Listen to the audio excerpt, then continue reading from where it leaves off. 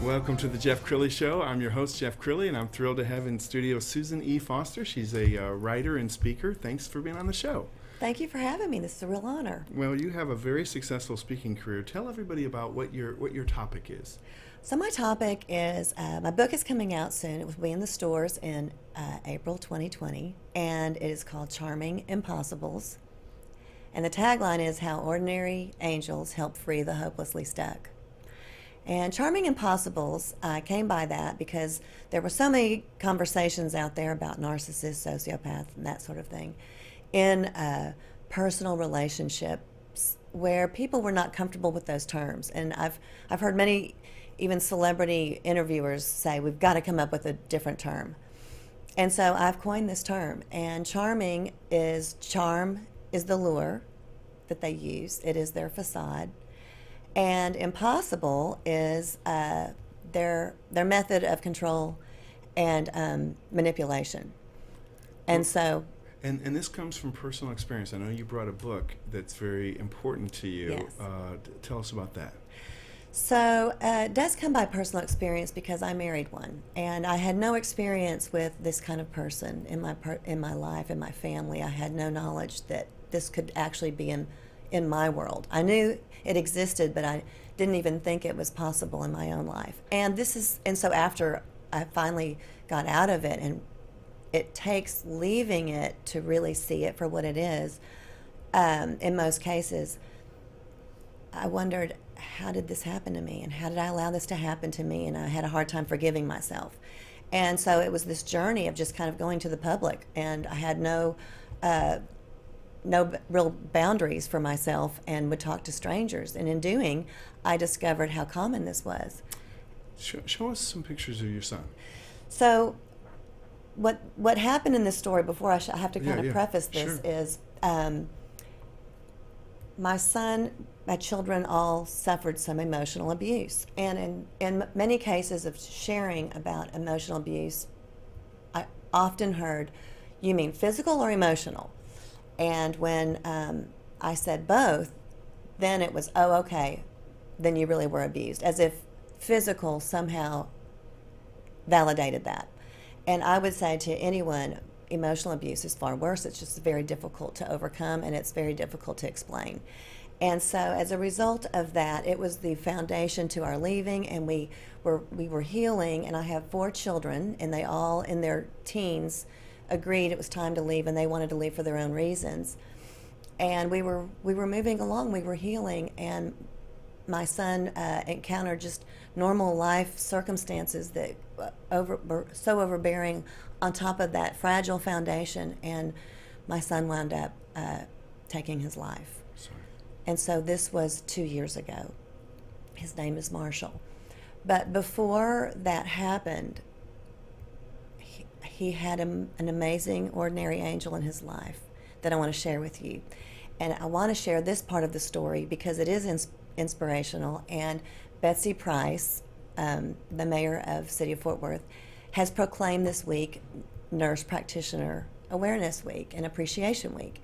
And so in appreciation to the nurse in my story, I want to share this. So prior to Marshall's passing, his dream was to own a motorcycle.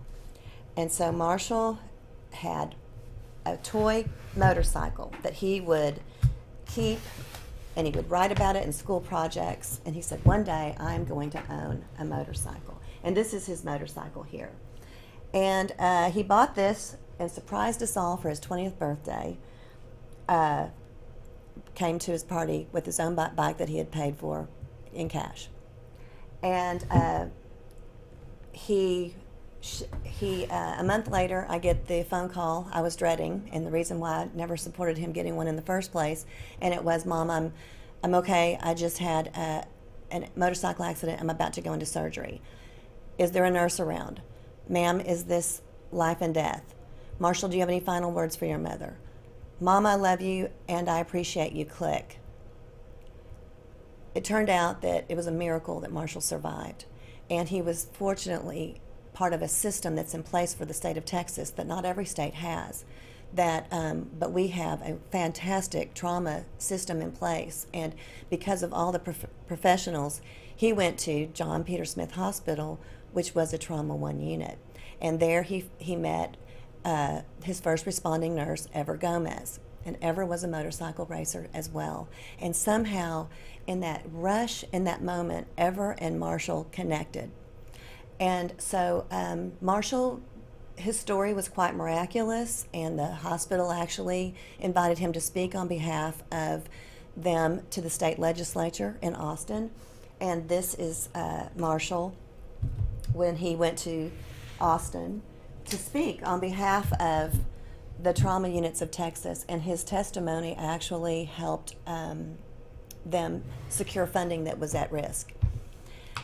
So after all of that, Marshall never fully recovered emotionally, and he chose to take his life. And it was devastating for us. And it was after the aftermath, and I was trying to find. I had taken care of all of his belongings except for this wrecked motorcycle. And I didn't know what to do with it. And one day I had his phone, and I was just going through his phone in text messages, and I saw that he had connected with this Ever Gomez, this nurse from John Peter Smith Hospital. And Ever had offered to help him either sell it for parts or repair it. So I contacted him, and I said, I'm sure you don't even remember me, but I have this motorcycle. Would you like it for parts? I'll just give it to you. I don't know what else to do with it. So Ever received the motorcycle and called my family and me and surprised us and many of our friends. And he said, I just want you to know that I have refurbished this in Marshall's favorite color, green, and I've numbered it 33, and I will race it for mental health awareness. And so he took that motorcycle and he turned it into something just fantastic. And this is the motorcycle that he now races for mental health awareness. And there's Ever. So he is my hero. You know, oftentimes heroes are said to wear capes, and this hero wears scrubs. But the neat thing about what Ever's doing with it now is he has locked arms with the Jordan Harris Foundation and the Grace Longcar Foundation in Dallas, and Braden's Voice in Prosper.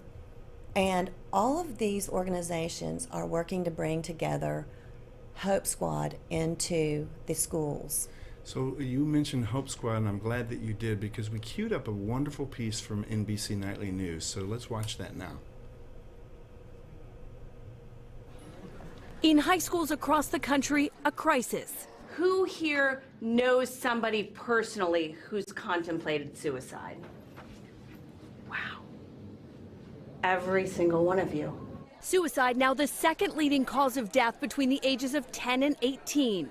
For Utah Principal Dr. Greg Hudnall, it's more than statistics after he was called to identify the body of one of his 14-year-old students. I literally threw up and sobbed. I made a vow that I would do everything that I could to help prevent suicide. He founded Hope Squad, a way to help kids change how they talk about mental illness. Those young people feel like they're the only one.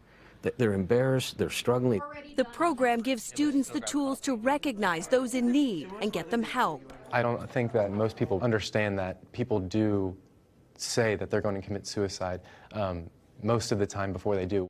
There are now more than 500 squads across 18 states and Canada. Another 100 will begin next year. We're having this connection now, we're having this relationship now, and I care about you. Students are chosen by their peers and specially trained, meeting regularly. This is Hope Squad's first year in Mason, Ohio, and the first year without a suicide since Abby Gadio started at the school 4 years ago. Do you think Hope Squad has saved lives this year? For sure. I think that because of Hope Squad, we get to those students early enough. That stigma is breaking down. Students are willing to accept help. Fifth grader Valerie Golvar recently spoke up. when she saw a friend was cutting herself. She told me about it and said, "Don't tell anyone." And my immediate reaction was to go straight to a Hope Squad advisor or an adult. A move that may have made all the difference for that student and her peers. The best part about Hope Squad is just knowing that you're able to help and hope at a time they need it most. Kristen Dahlgren, NBC News, Mason, Ohio.